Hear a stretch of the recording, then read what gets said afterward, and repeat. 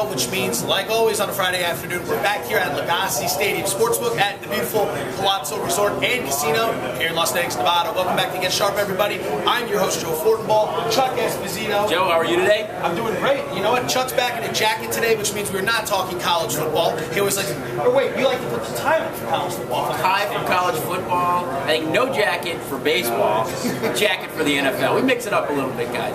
Well, today, now where are we sitting today? Let's get into the ambiance here. We're relaxed. You set me up nice on Monday night for the Ravens game. Great time here at Lagasse's. Like I said, I always highly recommend you come out here. But before we get into our two games of the day that we're going to break down, Chuck, lay it on. Where are we? We're sitting on one of the high tops right now, Joe, on the upper level of Lagasse Stadium. You have a view here of one of the video boards behind my head.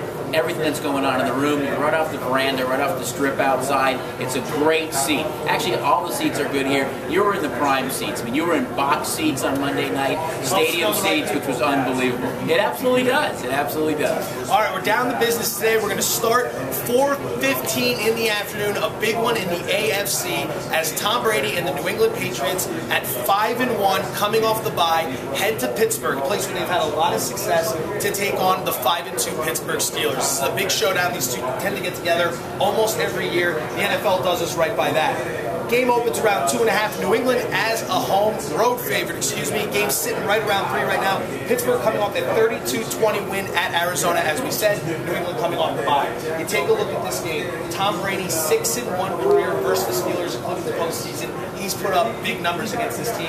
What's going to be the key for Pittsburgh to reverse the trend? Well, Brady has shredded the Steeler defense even when they were good.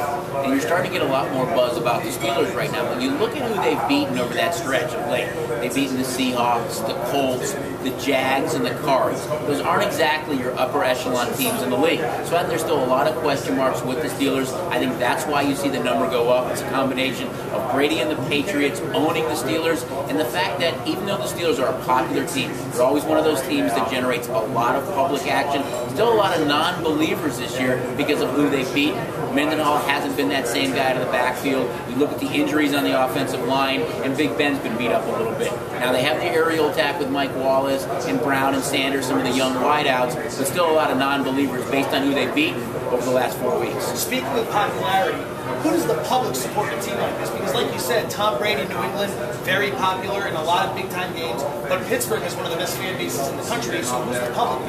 I think they're going to be on both sides, Joe. I think in the room itself here, you're going to see a tremendous amount of split right down the middle. People wearing their Patriots gear, their Steelers gear. And as far as betting goes, when you're looking at it being at a key number, I think you'll see great two-way action. I don't think it comes off that number by kickoff. Let's talk about the bye weeks. New England's coming in off the bye. This year, though, 4-6-2 against the spread teams coming off the bye. Some are saying that has to do with the new collective bargaining rules, limits practice time and meeting time that you can get together with the team.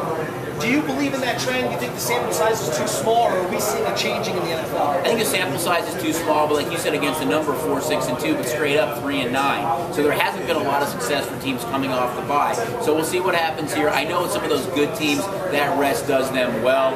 It's the biggest game on the board, or one of the biggest, and a phenomenal matchup with these two teams, as you said, gets together every year, and the NFL does it right. Patriots, one of the highest scoring teams in the league. We saw them roll with Buffalo, even though they lost that game. We've seen them put up big points at Oakland. When you look at what happened with Dallas a couple weeks ago, more of a lower scoring game. When you take a look at this one against Pittsburgh, you see a lot of points because the Patriots have averaged, I believe, over the last 5-6 years, 27 points a game against the Steelers. Do you think this is a little more high scoring, or where do you see that playing out? Well, I think it's going to be high scoring because you look at the Steelers, and it's not your prototypical Steeler team. They're not that same team that's going to run the ball 30-35 times. They've had some struggles. Big Ben has liked to air it out. He's got those young wideouts that can go deep. Hines Ward won't be there, but the other three guys can all stretch the field. I think you see a lot of points in this game. Sunday night to the NFC East, a division that is near and dear to my heart, as the 3-3 Dallas Cowboys, coming off a big win over the St. Louis Rams, look real good in that one, take on a Philadelphia Eagles team, 2-4. But they're coming off their bye, and as we know, Andy Reid, 12-0 career off the bye. So we're going to take a look at this game. Opens, Philly comes out as the 3-point favorite. It hangs right around that. That's the standard 3 points for home field.